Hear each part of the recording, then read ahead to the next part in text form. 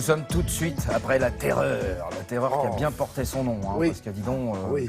ça a tranchouillé, on peut dire que la trancheuse a bien fonctionné. Ça a été un drame absolu, 40 000 morts pratiquement pendant une petite année de terreur. La terreur qui est un mauvais enfant de la Révolution, qui a sévi entre 1793 et 1794. Donc quelques mois plus tard, il faut trouver un nouveau régime à la France, parce qu'il faut quand même pouvoir être dirigé.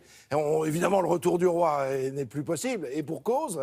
Et là, plus. Oui, non, puis en plus, il n'est plus là. Et puis là, il faut vraiment nommer des hommes qu'on va choisir.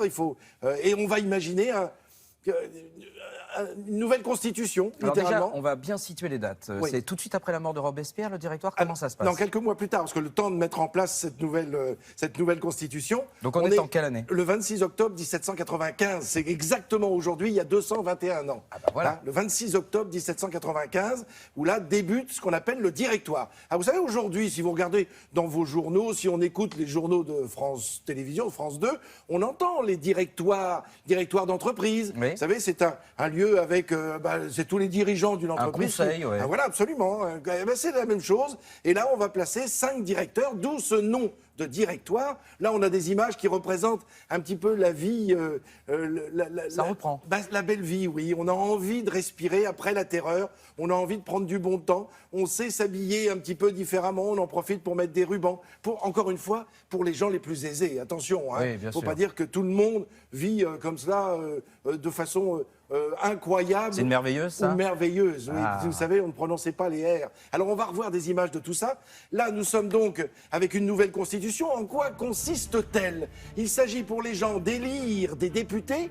On va élire donc des députés qui vont s'installer dans 2 chambres différentes, le Conseil des 500 et le Conseil des Anciens. Alors, on ne vote pas pour 2 conseils différents, on vote pour des députés. Les plus âgés iront dans le Conseil des Anciens, les plus jeunes iront dans le Conseil des 500. Cela dit, Frédéric, vous dites en fait, c'est surtout sans citer, c'est ceux qui ont de l'argent qui peuvent voter. Absolument, tout à fait. Ça n'est pas un vote universel. un vote voilà, absolument. C'est censitaire, vous avez raison.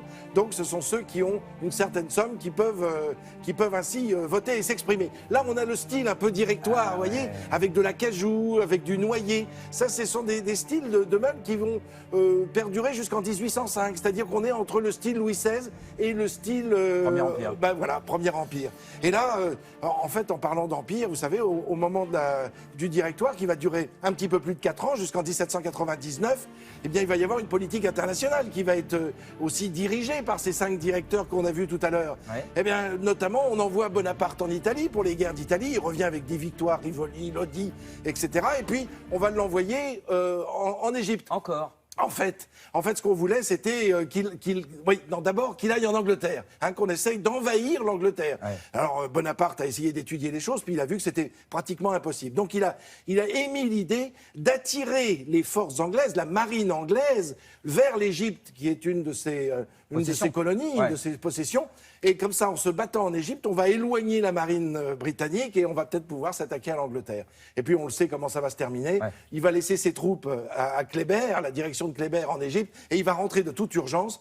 Et c'est là que va avoir lieu le fameux coup d'État du 18 Brumaire. Ah, parce qu'on est encore au vieux calendrier. Oui. Enfin, au calendrier Révolutionnaire, absolument, 18 Brumaire. Alors c'est au mois de... Voilà, c'est en 1799. C'est au moment où le directoire disparaît. Ça a duré 4 ans, mais ça a marqué les esprits. Et n'oubliez pas que si on parle des merveilleuses, on ne prononce pas Pourquoi les est-ce R. qu'on ne prononce pas le R? Eh bien, parce que le R, c'était le R de la Révolution, le R de la terreur.